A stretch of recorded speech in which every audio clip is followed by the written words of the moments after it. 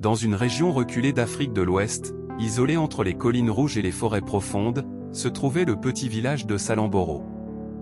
Un village paisible, mais marqué par les croyances, les superstitions et la méfiance envers ceux qui sortaient de l'ordinaire. Parmi les habitants vivait un jeune garçon nommé Kemo. Un enfant frêle, silencieux et très observateur. Il parlait rarement, et lorsqu'il regardait quelqu'un, on avait l'impression qu'il voyait au-delà de la personne. Les villageois le trouvaient étrange. Tous les matins, Kemo marchait vers le puits central. Alors que les autres enfants riaient, jouaient, lançaient des cailloux dans les flaques, lui restait toujours un peu à l'écart. Un groupe d'enfants l'aperçut et éclata de rire. Et voilà le muet. Regarde ses yeux, on dirait qu'il voit les esprits.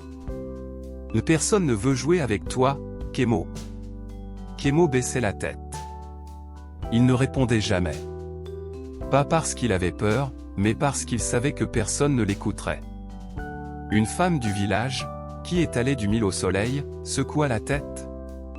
Ce garçon, il n'est pas normal. Il apporte le mauvais œil.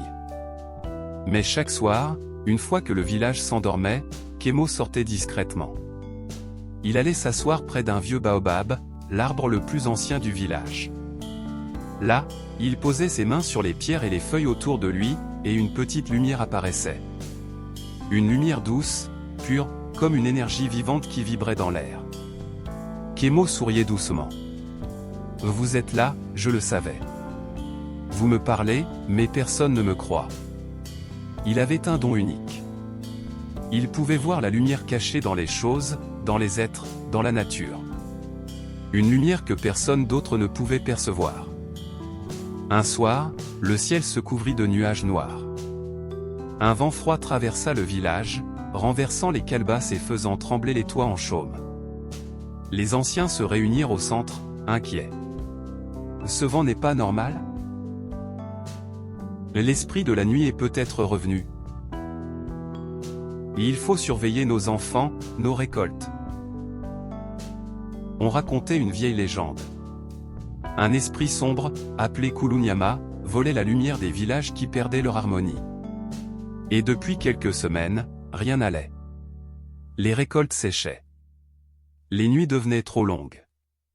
Les animaux s'agitaient sans raison. Une peur grandissait, lentement, silencieusement. Kemo, lui, voyait une lumière rouge sombre dans la forêt. Une lumière que personne d'autre ne remarquait.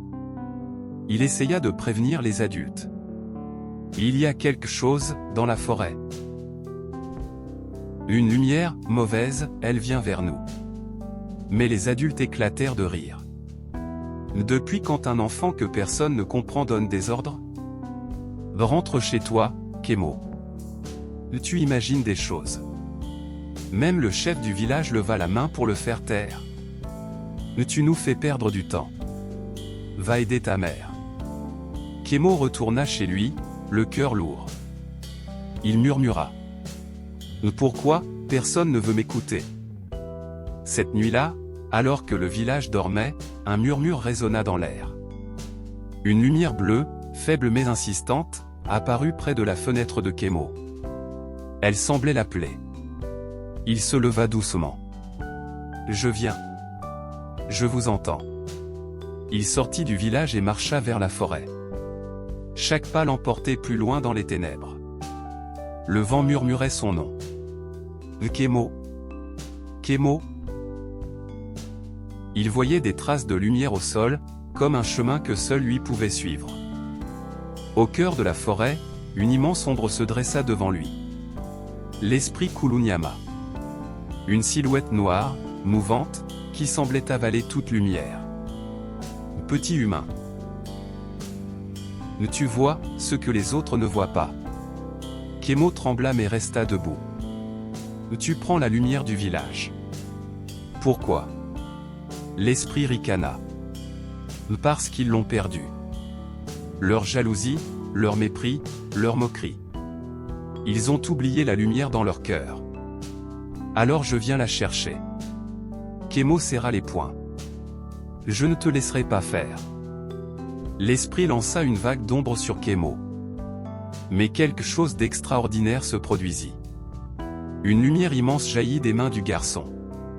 Une lumière blanche, chaude, vivante. Elle fit reculer l'esprit. Que fais-tu? Kémo leva la tête, les yeux brillants. Je donne ce que j'ai gardé en moi, tout ce que personne n'a voulu voir. La lumière devint tellement forte qu'elle éclaira toute la forêt. Les arbres scintillèrent. Les ombres se dissipèrent. L'esprit hurla avant de disparaître complètement.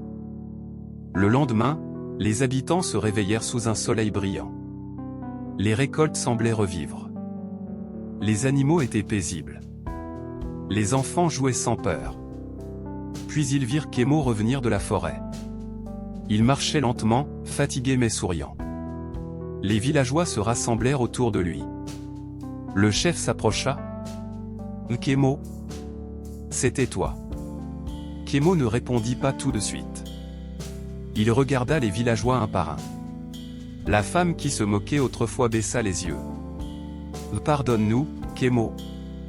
Nous n'avons jamais vu qui tu étais réellement. Les enfants s'approchèrent. Et tu es notre héros maintenant. Pour la première fois, Kémo sourit pleinement. Morale de l'histoire, ne sous-estime jamais ce que tu ne comprends pas. Parfois, la lumière la plus puissante est cachée dans celui que tout le monde ignore. Si cette vidéo t'a plu, n'oublie pas de laisser un petit like et abonnez-vous pour plus des vidéos. Et n'oublie pas d'activer la cloche de notification pour ne rien rater la prochaine fois. Ici chaque histoire te fait voyager au cœur de l'Afrique.